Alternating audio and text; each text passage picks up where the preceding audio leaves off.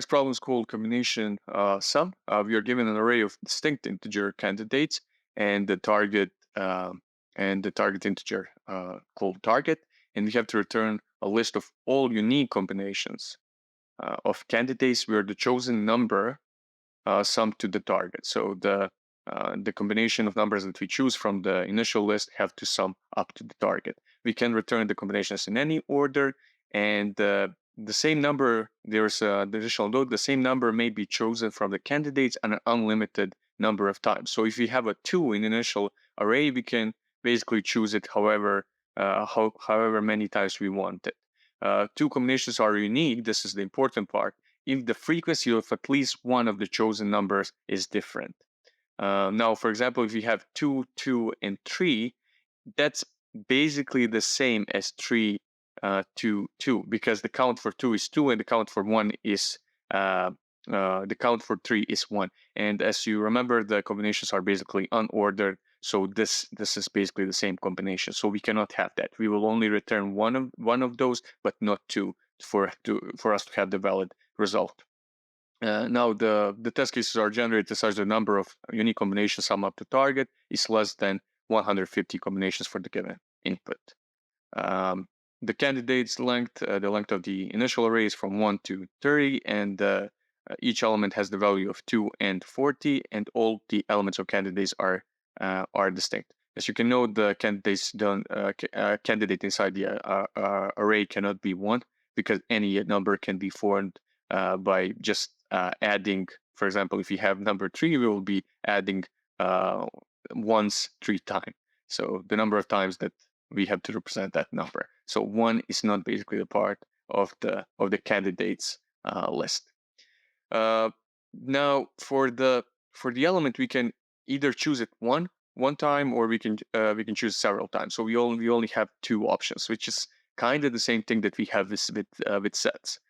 We either choose an element or we don't choose it. The tricky part of this problem is removing the duplicates and basically just returning one of these combinations, either 2, 2, and 3 or 3, 2, 2.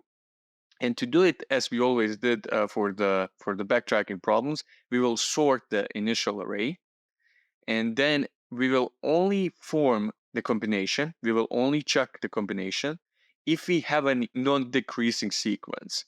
So if we have, for example, the first number can be 3 that we chose from our initial call of the helper function. Now in the next call, let's say, I don't know, 6th or 7th call, we will only be able to choose numbers that are either the same as 3 or greater than it. So in this case, we will never have 3 and 2 and 2. If we chose, for example, 3 in one of the calls of the helper functions, we can never choose 2 because it's smaller than 3, and we are getting a decreasing sequence in the next successive call of the helper function. This trick by sorting the array and then just keeping the uniqueness by having a non-decreasing sequence will enable us to have no duplicates inside the output array. As always, we are starting by declaring a result list, which will be the list of all the combinations that we have found that add up to all the distinct combinations that we have found that add up to the target. Next, we will sort the initial list of the candidates, and then we will basically check if we will call the helper functions. We will call the helper function, and we will get to the parameters in a second. As always, we will just return the result. Now to the signature of the helper function, we have the list of the candidates. As always, we have the current sum.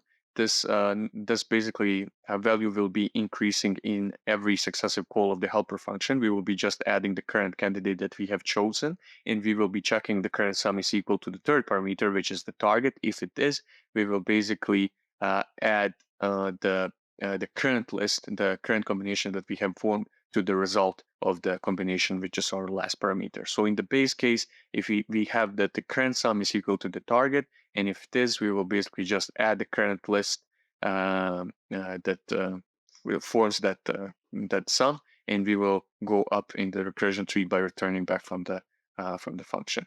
Now we will iterate over all the candidates.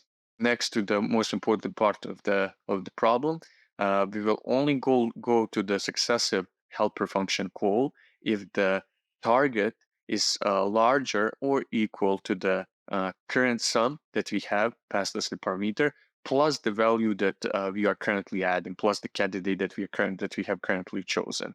This will also prevent us to have an overflow, because we are only going up to the target and basically the base case where the current sum is equal to the target.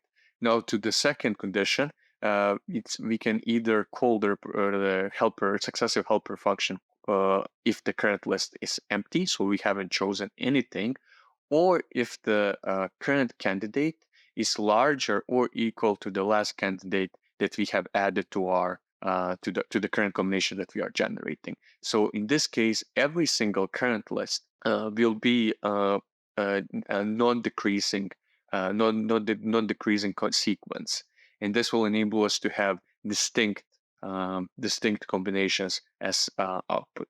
Next, we will just add the candidate to the current list.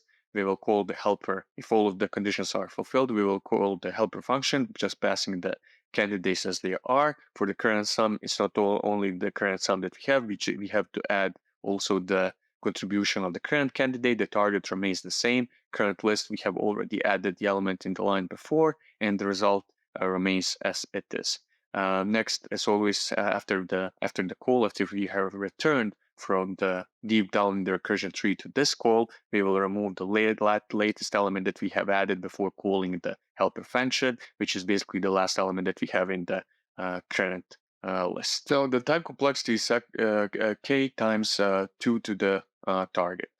K, because in our case, k is the average size of the current list, of the size of the combinations that we are generating, because we have the copying of the current list each time that we have a valid combination. Now, in the worst case, if we had an array initial array that contains 1, so this is the worst time complexity, we would have 10, for example, for a number 10, if the target is equal to 10, we would have the depth of the recursion tree would be equal to 10. Each time we can choose the 1 or not. So because we have two options, it will be 2, and then to the target, to the depth of the recursion tree, which in our case is basically equal to the target. Because if we had ones, we can just have the number of ones will be equal to the target. For the space complexity, we have the average size of the current list, so average size of the combination, because that's the only structure that we are using besides the result, which we don't count into the total computation power required.